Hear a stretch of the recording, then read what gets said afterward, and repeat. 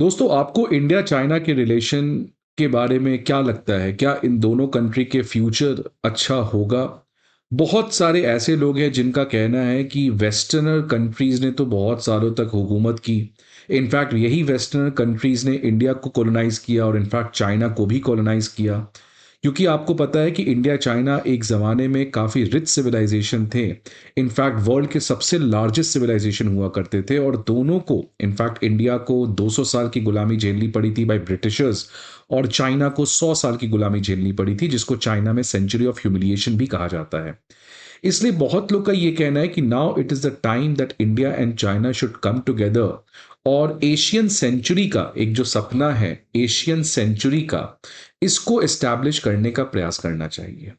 लेकिन कुछ ऐसे भी लोग हैं जिनका कहना है कि ये बात तो सब कहने के लिए सही है, लेकिन ये एशियन सेंचुरी कभी भी पॉसिबल नहीं हो सकता है, बिकॉज द प्रॉब्लम इज कि इंडिया और चाइना के बीच में आज जो गैप है, वो इकोनॉमिक गैप की बात करें या डिफेंस गैप की बात करें, वो ज़्यादा हो चुकी है, जिसकी वजह से, और इसके अलावा चाइना और इंडिया के बीच में पावर गैप तो है ही, लेकिन चाइना का एस्पिरेशन है कि उसको ग्लोबल लीडरशिप बनना है, उसको ग्लोबल हेजेमनी बनना है, जिसकी वजह से चाइना जो है वो हमेशा से गलत इंटेंशन रखेगा।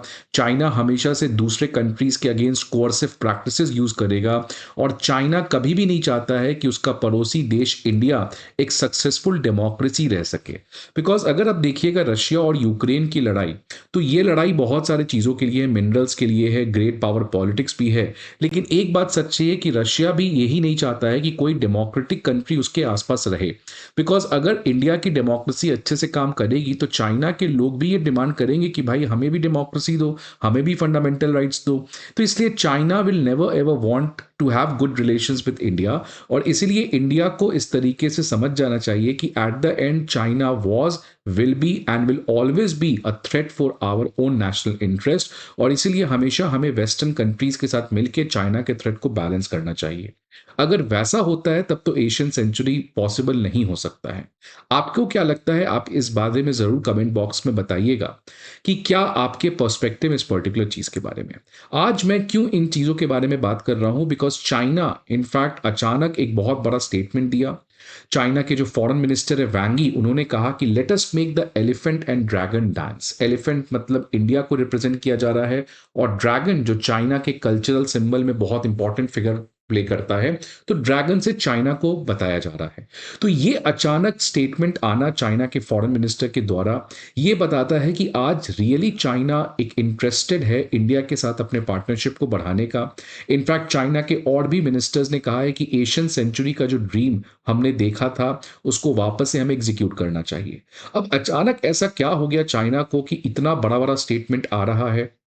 और क्या इंडिया को इस पर्टिकुलर अप्रोच के अगेंस्ट रेसिप्रोकेट करना चाहिए? क्या इंडिया को भी हाथ बढ़ाना चाहिए, या इंडिया को संभल के खेलना चाहिए? बिकॉज चाइना कहता कुछ और है, करता कुछ और है।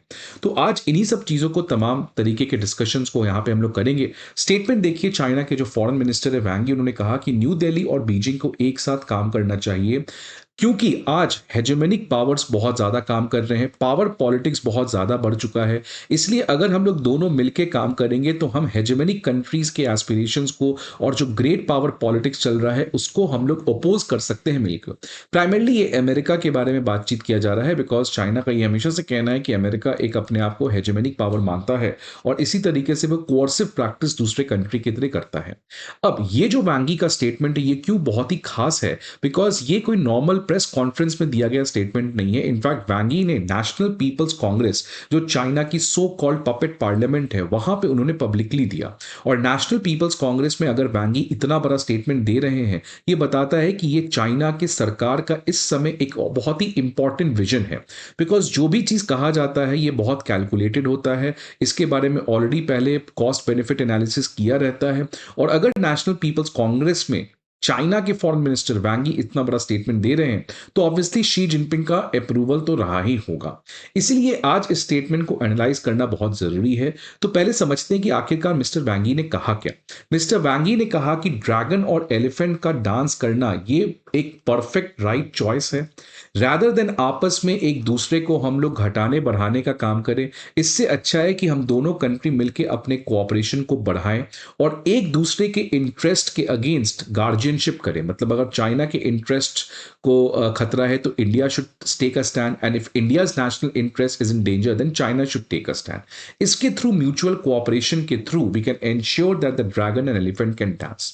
वांग यी ने यह भी कहा कि अगर एशिया की दो सबसे बड़ी इकोनॉमी एक साथ आ जाए, इससे इंटरनेशनल रिलेशंस को कंप्लीटली डेमोक्रेटाइज किया जा सकता है, और सबसे खास बेनिफिट हो सकता है कि जो ग्लोबल साउथ के कंट्रीज हैं उनका फ्यूचर काफी ब्राइट हो सकता है। तो ये बात तो कुछ हद तक सही भी लग रहा है कि ग्लोबल साउथ अगर एक साथ आ जाए तो ग्लोबल नॉर्थ की हेजेमोनिक एस्पिरेशंस तो बहुत हद तक खत्म कर सकती है।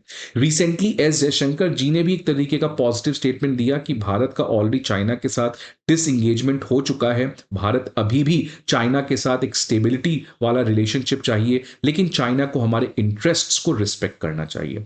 तो एक तरीके से दोनों कंट्री का एक तरीके से सॉफ्ट अप्रोच यहां पे देखने को मिला है, लेकिन जिस तरीके से वांग यी ने इसको एक नेक्स्ट लेवल पे ले गया, वो कुछ और भी मैसेज देने को प्रयास कर रहा है। तो आज इस सेशन में इन सब चीजों को बात करेंगे स्टूडेंट्स, बट आगे बढ़ने के पहले आप सभी के लिए एक बहुत ही इंपॉर्टेंट इंफॉर्मेशन कि अनअकैडमी आईएएस कुछ इंपॉर्टेंट पीडीएफ्स लेके आया है, जिसमें प्रीवियस ईयर क्वेश्चंस हो गए, करंट अफेयर मैगजीन्स हो गए, प्रीलिम्स मॉक टेस्ट हो गए। अगर ये तीनों चीज के पीडीएफ्स आपको चाहिए तो आपको वीडियो पे दिए गए डिस्क्रिप्शन के लिंक पर जाकर इन सभी पीडीएफ्स को आप डाउनलोड कर सकते हैं।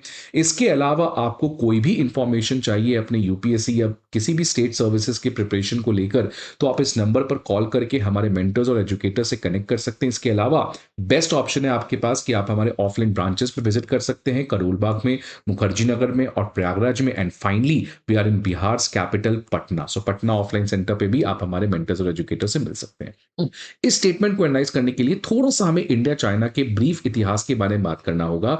आपको पता है कि चाइना की स्थापना 1949 में हुई थी, जिसको हम पीपल्स रिपब्लिक ऑफ चाइना कहते हैं, और यहां से जो लोग भाग के यहां पे गए थे, जो लिबरलिज्म और डेमोक्रेसी को सपोर्ट करते थे, वो यहां पे जाके अपने आप को रिपब्लिक ऑफ चाइना एस्टैब्लिश किए, जिसको हम अनऑफिशियली ताइवान भी कहते हैं। अब चॉइस आया कि कौन सा रियल चाइना है, तो इंडिया एक पहला नॉन सोशलिस्ट कंट्री था सोवियत यूनियन के बाहर जिसने real China People's Republic of China को माना, और हमने हिंदी चीनी भाई भाई भी कहा। तो रिलेशंस काफी परफेक्ट लेवल से स्टार्ट हुआ था, लेकिन धीरे धीरे करके इंडिया के प्राइम मिनिस्टर नेहरू का नॉन अलाइनमेंट मूवमेंट के थ्रू स्टैच्यूर बढ़ना और दलाई लामा का इंडिया में आना, उसकी वजह से रिलेशंस प्रॉब्लम हो गया, और फिर फाइनली 1962 का वॉर हुआ जिसमें चाइना ने इंडिया से अक्साई चिन्ह इलीगली छीन लिया। उसके बाद रिलेशंस कंप्लीट ब्रेकडाउन हुआ, लेकिन 1989 में एक ऐतिहासिक विजिट हुआ उस समय के प्राइम मिनिस्टर राजीव गांधी जी का। उसके बाद जो रिलेशन 1962 के वॉर के बाद बिल्कुल ठप पड़ा था, ये वापस से रिवाइव होना स्टार्ट हुआ।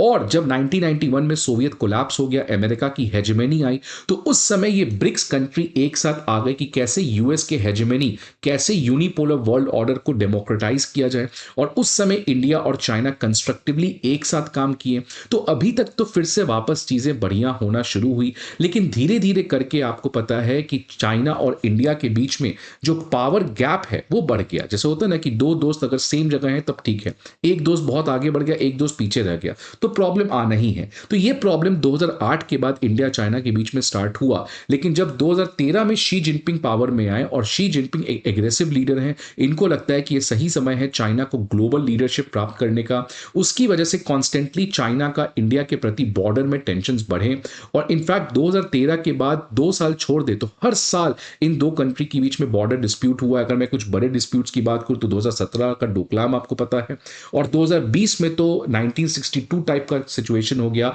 गलवान में। तो रिलेशंस काफी ज्यादा प्रॉब्लमेटिक हो गए। अब लेकिन जब से डोनाल्ड ट्रंप पावर में आए हैं, और डोनाल्ड ट्रंप देखिए कितने बढ़ चढ़ के मेक अमेरिका ग्रेट अगेन और other nations go to hell I don't care, इस तरीके का फॉरेन पॉलिसी अप्रोच अपना रहे हैं, जिसकी वजह से आज चाइना काफी ज्यादा अमेरिका के साथ टेंशन झेल रहा है। और चाइना तो इनफैक्ट अमेरिका के कोर्सिव प्रैक्टिसेस के अगेंस्ट कहा कि हम किसी भी वॉर के लिए रेडी हैं। अगेन एक बहुत बड़ा स्टेटमेंट यहाँ पे चाइना के लीडरशिप के द्वारा आ रहा है, और इंडिया भी इस समय ऑल्दो चुप है, इंडिया की तरफ से कोई ऑफिशियल स्टेटमेंट नहीं आया है। हम अभी वेट एंड वॉच कर रहे हैं कि 2 अप्रैल को, क्योंकि 2 अप्रैल इंपॉर्टेंट डे है, बिकॉज उसी दिन से हमारा रेसिप्रोकल टैरिफ किक इन करने वाला है। तो क्या इंडिया का wait and watch Donald Trump की पॉलिसी के साथ फेवरेबल रहेगा, ये 2 अप्रैल का वेट करते हैं, उसके बाद ऑफिशियली ऑब्वियसली इंडिया का भी कोई ना कोई रिएक्शन तो आना है। तो एक बात तो क्लियर है कि आज अमेरिका का यूनिलैटरलिज्म ये तो क्लियर कट दिख रहा है। आप देखिए यूरोप में क्या हो रहा है, आप देखिए चाइना में क्या हो रहा है, आप देखिए इंडिया में क्या हो रहा है।